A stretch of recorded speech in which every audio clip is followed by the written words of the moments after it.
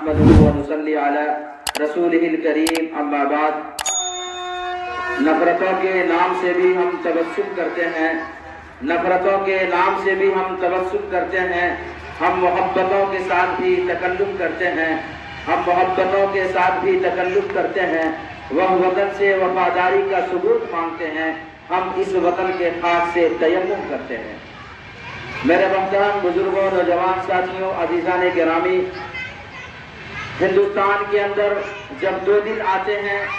تو ہر ہندوستانی کا دل لرز اٹھتا ہے،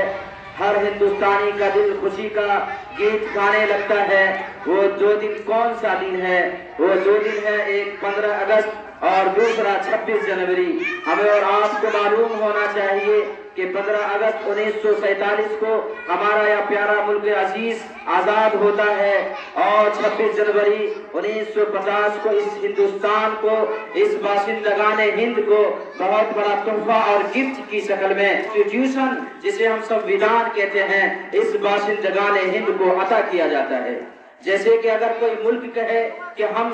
سپر پاور طاقت ہیں، جیسے کہ اگر کوئی کنٹری کہے کہ ہم بڑے مضبوط ہیں، اسی طرح ہم بھی گرو سے کہہ سکتے ہیں، ہمارا سر فخر سے اونچا ہوتا ہے اور ہم بھی کہتے ہیں کہ ہمارا یہ دیش، ہمارا یہ کنٹری، ہمارا یہ ملک ڈیموکریسی کنٹری ہے. یہاں پر ہر باشندگان ہند کو اپنے اپنے مذہب پر عمل کرنے کی پھول اجازت ہے. یہاں سب کو مساواتی حقوق حاصل ہے، ایکوالٹی حاصل ہے. ڈاکٹر بھیم راؤ امبیڈکر پر لاکھوں سلام کہ جنہوں نے اپنی ساری چیزوں کا نذرانہ پیش کر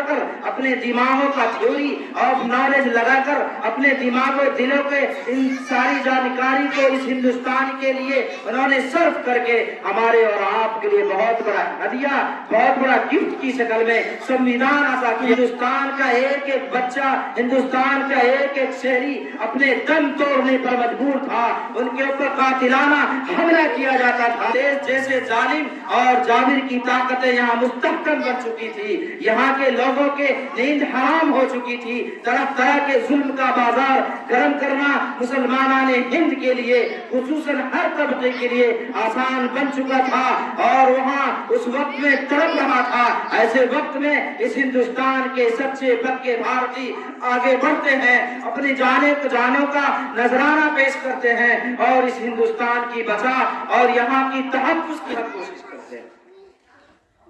معلوم چلا کہ یہ ہندوستان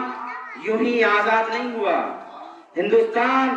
یوں ہی کوئی آزاد نہیں کیا گیا، بلکہ ان کے اندر بہت سارے جانوں کا نذرانہ پیش کیا ہے. انہوں نے انگریز جیسے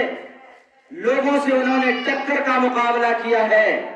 اور یہاں پر ہر شہری کو، ہر باشندے کو یہاں پر رہنے کی پھول اجازت ہے. سنویدھان کے ورق کو پلٹتے ہیں، سنویدھان کی کتابوں کو تھوڑا پڑھتے ہیں تو ہمیں یہ ملتا ہے آرٹیکل 25، 26، 29 یہ ہمیں تعلیم دیتا ہے کہ یہاں پر رنگ و نسل، تہذیب و تمدن، ہر شخص کو اپنے مذہب پر رہنے کی کھلی آزادی ہے، ہر شخص کو اپنے مذہب پر عمل کرنے کی پھول اجازت ہے. اس دیش کو علماء کرام نے اور اس دیش کے سچے پکے بھارتی نے، انہوں نے اپنے جانوں کا نذرانہ پیش کر اپنے بچوں کو یتیم کر کے، اپنے بیویوں کو بیوہ کر کے، اپنے مالوں کا نذرانہ پیش کر کے، خدا کی قسم اس ہندوستان کی آبادی کے لیے، اس ہندوستان کی ترقی اور اس ہندوستان کی پرچم کشائی کو بلند رکھنے کے لیے انہوں نے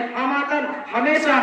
کوشش کی ہے. آج بھی ضرورت پڑے گی مسلمانان ہند کو، آج بھی اس دیش کے ترقی کے لیے، اس دیش کے سبھیرتا کے لیے، اس دیش کی ترقی اور پروتی کے لیے اگر ضرورت پڑتی ہے تو خدا کی قسم اس دیش کا ایک بھی کوئی ایسا باشندہ نہیں ہوگا جو اپنے آپ کو آگے بڑھ کر اور اس ہندوستان کے بچانے کی کوشش نہ کرے گا. اس لیے میرے محترم بزرگوں، نوجوان ساتھیوں،